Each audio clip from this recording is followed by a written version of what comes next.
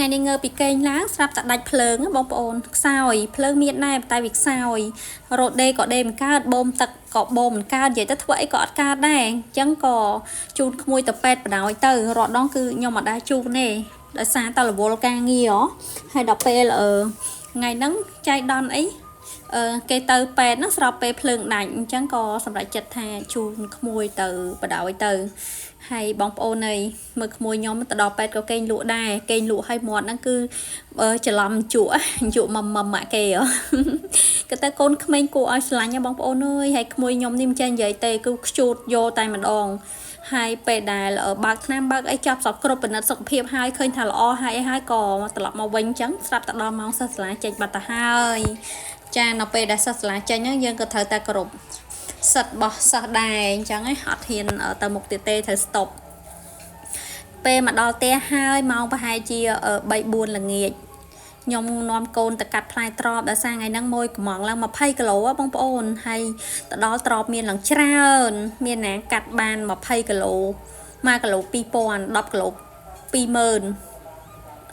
20គីឡូគឺ40000ណាបងប្អូនត្រប់នឹងបើតាមខ្ញុំលក់ដូចជាបានជាង100000ហើយខ្ញុំចំណាយដើមអស់តាម15000រៀលទេខ្ញុំទិញពូជមកបណ្ដោះហោះហើយដាំមកអញ្ចឹងបានតាបានច្រើនណានិយាយទៅវាឲ្យផលខ្លាំងណាវាផ្លែច្រើនមែនតែនបែរអត់សឹងតន់ណាបងប្អូនហើយខ្ញុំអត់ដែរបានសល់លុយនឹងទេព្រោះលុយដែលបានមកខ្ញុំដូរជាមួយម្ហូបអានេះគ្រាន់តែខ្ញុំសរុបជាតួលេខទេណាមានជាតួលេខទេអត់មានសល់លុយទេណាបងប្អូនខ្ញុំគ្រាន់តែបេះយកទៅដូរជាមួយនឹងម្ហូបទៅព្រោះអ៊ីគាត់ដើរលក់ម្ហូបតាមផ្លូវរាល់ថ្ងៃអញ្ចឹងគាត់ក៏យើងជួយទិញម្ហូបគាត់ក៏ជួយទិញត្រប់យើងដូចគ្នាមិនថាតែត្រប់ទេបងប្អូនបន្លែអីក៏គាត់ទិញដែរហើយត្រប់នេះល្អណាបងប្អូនមើលឃើញខ្ញុំបេះគឺចាល្អខ្លាំងហ្មងហើយញ៉ាំទៅគឺអត់មានភ័យព្រួយខ្លាចថាឆ្អាកឬក៏ស្អិតកឬក៏ឈឺអីក្តៅខ្លួនអីអត់ទេហើយដល់ពេលបេះត្រប់បានពីជួរហើយឃើញពពាយដែលដាំតប្រហែលជា3 4គុំបងប្អូនអើយវាផ្លែលាក់ស្លឹកវាពួននៅក្នុងស្លឹកអត់មានដឹងថាមានពពាយច្រើនណាស្រាប់ដល់ពេលទៅវែកមើលទៅសតតែពពាយខ្ចីញ៉ាញ់នឹកឃើញដល់ផ្អកឬប្រហុកអីចឹងណាបងប្អូនហើយពីមុនអត់តន់ដាំតែទិញពពាយគេញ៉ាំឃ្លានណាដល់ពេលឥឡូវហ្នឹងបន្លែមានខ្លួនឯងនៅចការអញ្ចឹងកុំអោយតែឃ្លានchứត្រឡប់អាក្រក់ម្លេះស្បៃក៏មានស្ដេចគួរក៏មានអត់តែថាមានខ្លួនឯងគឺញ៉ាំអត់កើតចឹងហ្មងអត់ឃ្លានហ្មងត្រឡប់អាក្រក់អញ្ចឹងហ៎បងប្អូនហើយបើថាអត់មានវិញណាទៅទិញគេគ្រប់សពបែបយ៉ាងស្អីក៏ឆ្ងាញ់ដែរខ្ញុំខឹងចិត្តប៉ុនទិញគេពេកហ្នឹងឯងបានខ្ញុំសម្រេចចិត្តដាំបន្លែប្លុកនៅជុំវិញចការខ្លួនឯងនឹងនឹកឃើញថាកុំចំណាយលុយ